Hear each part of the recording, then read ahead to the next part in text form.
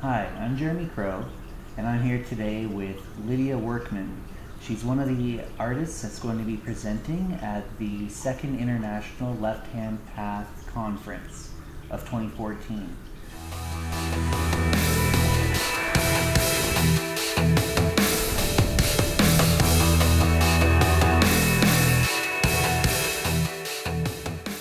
Lydia, thanks for coming.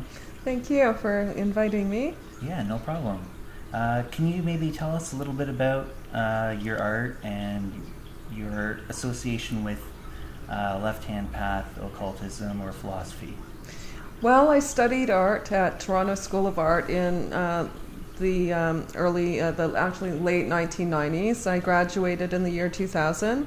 I started off doing abstract painting and have transformed into an artist who incorporates occult symbology into her artwork. I worked with a Gnostic practice of writing for many years and had a spiritual experience which guided me towards left-hand path thought, and I moderated the largest Satanism group on MySpace for a few years.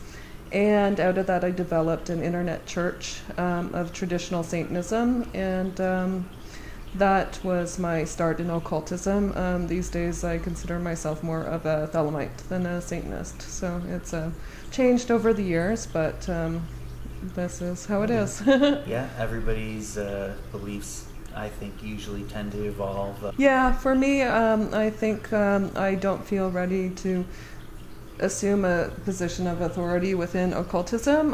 Back in the days that I started my internet church, I felt that I knew more than I did, and as I've progressed, I feel I still have a lot to learn, and I don't want to assume a role of being a teacher quite yet. What I wanted to do was work more and accumulate more knowledge.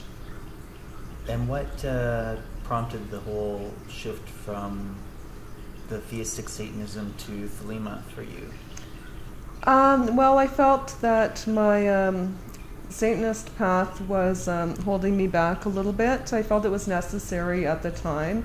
I was brought up in a Christian environment growing up, and I felt that I adopted to Christianity in a way which was detrimental to myself. I felt that the concept of forgiveness was something that had weakened my character into accepting treatment which wasn't helping me grow as a person, and I wanted to do something to eliminate guilt from my psyche and to be more self-promoting, a stronger person. So I developed my Satanist path. It was actually a very complex decision. It wasn't just one thing that prompted me to go into it, but that would be one thing. Okay. What prompted you to want to be part of the International Left Hand Path Conference of 2014? Well, I participated in the last conference as an audience member. I really enjoyed all of the events. I attended all of the lectures. And this year I wanted to have more of an active role than I had the last time. Cool. Yes. So you're putting, I think you said pen and... it could potentially be pen and ink. It might be paintings. I haven't gone through the editing or selecting process quite yet. Okay. But yeah, I do acrylic painting and pen and ink drawings. Next month I'm having a solo show in Montreal of pen and ink drawings. It's a possibility, but it could very well be some of my paintings. Where will that be for anybody who might want to catch that? That is at a gallery called Focus Gallery on Duluth Street in the Plateau region. Oh, great. Mm-hmm. And what day would that be? That is opening on March 16th, and it is lasting for 1 full month. Oh, great. Maybe you want to talk a bit about how your occult experience has influenced your artwork. Well, I incorporate a lot of occult symbology into my work. I consider it a diary of my experiences with divination techniques. Last year, I did a process for 8 months where I did daily orrery charts. I did a runes cast, a solitary runes cast, and a 3-card tarot reading. I did this daily for about 8 months, and a lot of the artwork I created over that time incorporated symbols that I thought were pertinent to situations. So yeah, sometimes if a certain situation was on my mind, I would paint something related to that, like a symbol from astrology, or it could be from a divination. Usually within the realm of portraiture, lots of people incorporated into these pieces, and yeah, just a picture of the daily life, really, through the occult practice. Cool. It sounds like an intense working. Yeah, it was quite good. Yeah, a great way to learn tarot. I have been an astrologer for about 8 years, and it's the method of divination that I'm most familiar with. And last year I wanted to learn a lot more about tarot and the runes, and I thought working with them daily would be a great way to familiarize myself with the deck and the runic language. Cool. What other projects are you working on these days?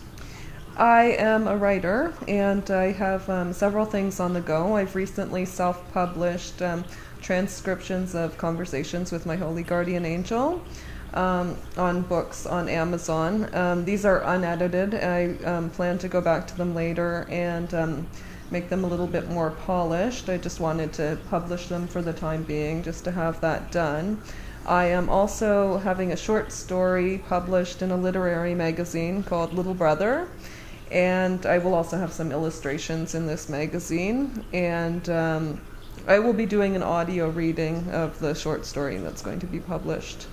So those are some of my projects currently. I'm working more on submitting short stories to different publications for the time being. Always have lots of writing on the go. Cool. And the other project would be a couple of blogs. I have one that I've been working on, Divine Sorcery, which is my occult notes, the things that I'm studying. So I incorporate them into a blog to further cement the knowledge in my brain, and also share with other people what I've learned. And I've recently become a vegan, so I am also going to start a blog about my experience as a vegan and the recipes I develop. Awesome.